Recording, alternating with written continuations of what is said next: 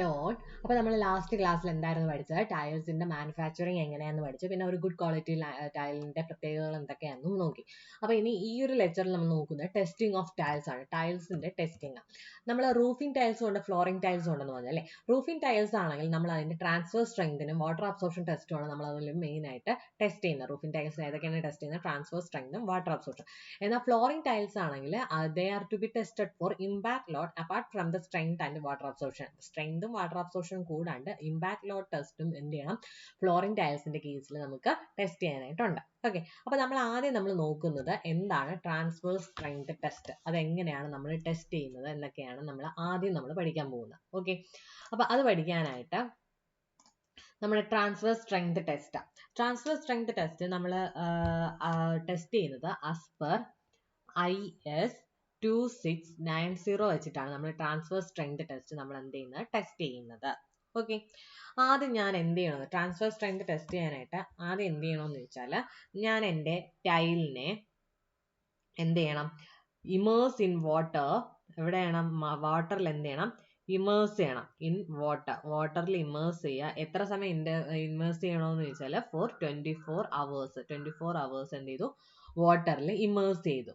Okay, എന്നിട്ട് അതിനെ എന്ത് ചെയ്യണം? സർഫസ് ഡ്രൈൻ ചെയ്യുക. ഓക്കെ, സർഫസ് ഡ്രൈൻ ചെയ്തു.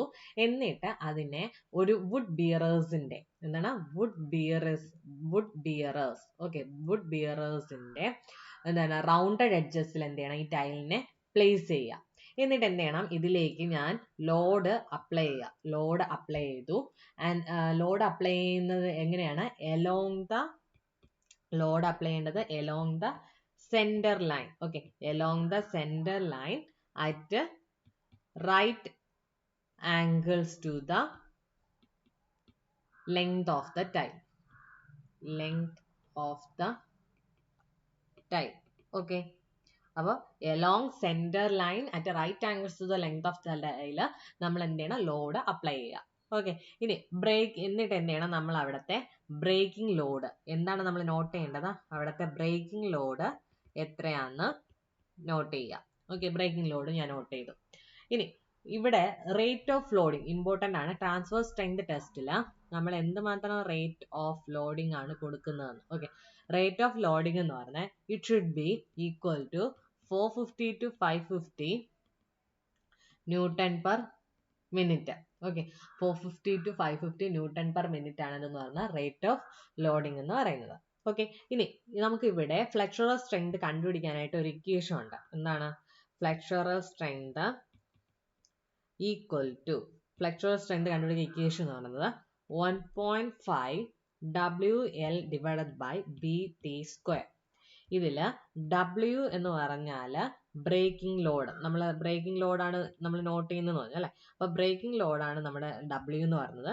L എന്ന് പറയുന്നത് ലെങ്ത് ഓഫ് ടൈലാണ്. ദെൻ B എന്ന് പറയുന്നത് വിഡ്ത്ത് ഓഫ് ടൈലാണ്. ആൻഡ് T എന്ന് പറയുന്നത് തിക്നെസ് ഓഫ് ടൈൽ. അപ്പൊ ഇത്രയാണ് നമുക്ക് ഫ്ലെക്സുറൽ സ്ട്രെങ്ത് ടെസ്റ്റിൽ പഠിക്കണം. ഇനി നമ്മൾ 6 സാമ്പിൾസ് ഇവിടെ ഫ്ലെക്സുറൽ സ്ട്രെങ്ത് ടെസ്റ്റ് ചെയ്യാനായിട്ട് നമ്മൾ 6 സാമ്പിൾസ് ആണ് എന്ത് ചെയ്യുന്നത്? നമ്മൾ ടെസ്റ്റ് ചെയ്യുന്നത്. എന്നിട്ട് അതിന്റെ ആവറേജ് വാല്യൂ ആണ് നമ്മൾ എടുക്കുന്നത്. ഓക്കെ, അതിന്റെ ആവറേജ് വാല്യൂ ആണ് നമ്മൾ സ്ട്രെങ്ത് ഓഫ് ടൈൽ ആയിട്ട് നമ്മൾ റിപ്പോർട്ട് ചെയ്യുന്നത്. ഓക്കെ, അപ്പൊ ഇത്രയാണെന്ന് പറഞ്ഞ ഫ്ലെക്സുറൽ സ്ട്രെങ്ത് ട്രാൻസ്ഫർ സ്ട്രെങ്ത് ടെസ്റ്റ്. ഇനി അടുത്ത വരുന്ന ടെസ്റ്റ് എന്ന് പറയുന്നത് ഇറ്റ് ഈസ് വാട്ടർ അബ്സോർപ്ഷൻ. എന്താണ്? വാട്ടർ അബ്സോർപ്ഷൻ ടെസ്റ്റ് ആണ്. ആൻഡ് വാട്ടർ അബ്സോർപ്ഷൻ ടെസ്റ്റ് നടത്തുന്നത് ആസ് പെർ IS 2690 തന്നെയാണ്. ട്രാൻസ്ഫർ സ്ട്രെങ്ത് ടെസ്റ്റ് നടത്തി അതേ IS കോഡ് വെച്ചിട്ട് തന്നെയാണ് നമ്മൾ നിന്ന് വാട്ടർ അബ്സോർപ്ഷൻ ടെസ്റ്റും നമ്മൾ നടത്തുന്നത്. ഓക്കെ, ഇനി വാട്ടർ അബ്സോർപ്ഷൻ ടെസ്റ്റ് എന്ന് പറയുമ്പോഴത്തേക്ക് നമ്മൾ ആദ്യം ചെയ്യേണ്ടത് 6 ടൈൽ എടുക്കുക. എത്ര ടൈൽ എടുക്കണം? 6 ടൈൽ. ഓക്കെ, ആ 6 ടൈലിനെ എന്ത് ചെയ്യണം? ഡ്രൈ ചെയ്യണം. ഡ്രൈഡ് അറ്റ് ടെമ്പറേച്ചർ എന്ന് പറഞ്ഞാൽ 105 ± 5 ഡിഗ്രി സെൽഷ്യസ് ഡ്രൈ ചെയ്യുക. എന്നിട്ട് അതിന് എന്ത് ചെയ്യണം? കൂൾഡ് ടു റൂം ടെമ്പറേച്ചറിലേക്ക് കൂൾ ചെയ്യുക. ഓക്കെ, എന്നിട്ട് അതിനെ എടുത്ത് എന്ത് ചെയ്യണം? Immerse in water. ഓക്കെ, വാട്ടറിൽ എന്ത് ചെയ്യുക? ഇമേഴ്സ് ചെയ്യുക. എത്ര സമയം ഇമേഴ്സ് ചെയ്യണം? 24 hours ഇമേഴ്സ് ചെയ്യണം. ഓക്കെ. എന്നിട്ട് അതിനെ വൈപ്പ് ചെയ്യുക, wipe the tiles. Okay, wipe ചെയ്തു. എന്നിട്ട് അതിന്റെ വെയിറ്റ് എടുക്കുക. ഓക്കെ, അപ്പൊ വാട്ടർ അബ്സോർപ്ഷൻ ടെസ്റ്റിൽ എന്താണ് ചെയ്യുന്നത്? 6 ടൈൽ എടുക്കുന്നു, അതിന് ആദ്യം ഡ്രൈ ചെയ്യണം 105 ±5°C ഡ്രൈ ചെയ്യുക. എന്നിട്ട് അതിനെ കൂൾ ചെയ്യുക. കൂൾ ചെയ്തതിനു ശേഷം അതിനെ വാട്ടറിൽ 24 hours ഇമേഴ്സ് ചെയ്ത് വെക്കുക. എന്നിട്ട് അതിനെ വൈപ്പ് ചെയ്തിട്ട് അതിന്റെ വെയിറ്റ് എടുക്കുക. ഓക്കെ, ഇനി ഇവിടുത്തെ ഇക്വേഷൻ എന്ന് പറഞ്ഞാൽ percentage absorption by weight. Percentage absorption by weight എന്ന് പറയുന്നത് equal to W2 minus W1 divided by W1 into 100.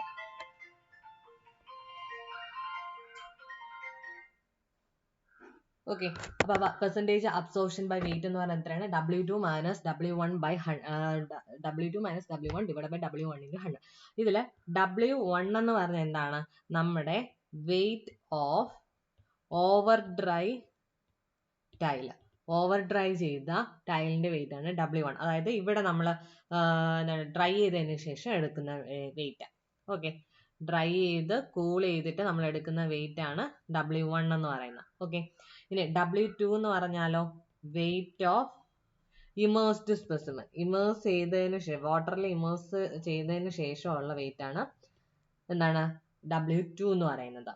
Okay, ഇവിടെയും നമ്മൾ 6 സാമ്പിൾസ് വേണം എന്ത് ചെയ്യാനായിട്ട്? ടെസ്റ്റ് ചെയ്യാനായിട്ട്. Okay, average of 6 specimen is taken as the water absorption of the sample. അപ്പൊ 6 specimen test ചെയ്യുക.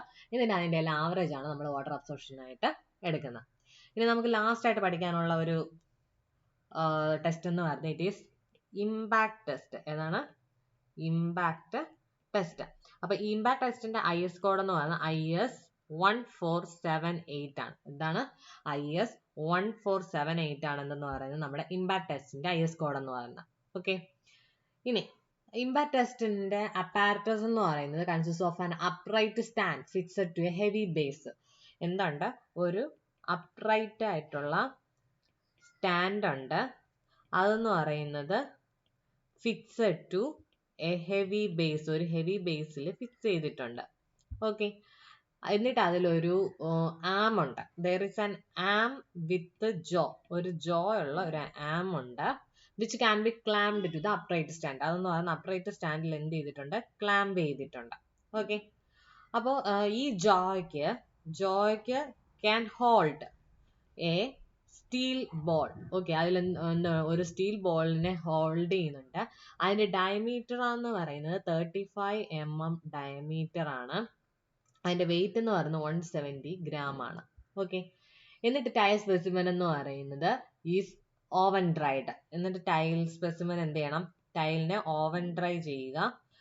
എത്രയാണ് ടെമ്പറേച്ചർ എന്ന് വെച്ചാൽ 100 to 110°C ഓവൻ ഡ്രൈ ചെയ്യുക. എന്നിട്ട് അതിനെ എന്ത് ചെയ്യണം? കൂൾ ചെയ്യണം.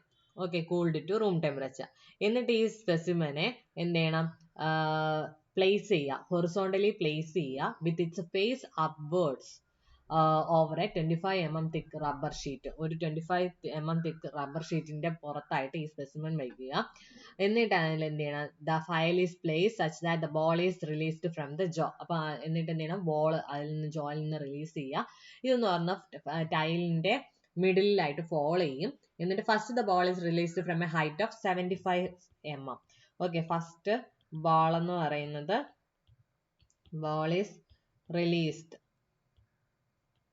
From A height of. Okay, first എത്ര ഹൈറ്റിൽ നിന്നാണ് വിടുന്നത്? 75 mm ഹൈറ്റിൽ നിന്നാണ് എന്ത് ചെയ്യുന്നത്?